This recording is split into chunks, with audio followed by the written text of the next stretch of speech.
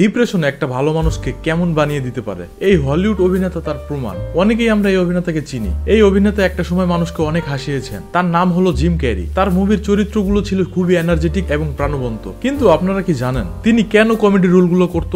যেন তার ভিতরে থাকা কষ্টগুলোকে লুকাতে পারে। 1997 সালে সবচেয়ে হাই পেড অ্যাক্টর ছিল উনি। তার ফেমাস মুভিগুলো হচ্ছে the mask, Bruce Almighty, yes ma'am, Sonic ইত্যাদি। একের পর এক হিট মুভি দিয়েছিল সে। এত কিছু পাওয়ার পরও তিনি বলছিলেন, আমার কাছে সেই সবকিছুই আছে যেটা পাওয়ার একটা মানুষ স্বপ্ন দেখে, তারপরও আমি একজন ডিপ্রেশনে থাকা মানুষ।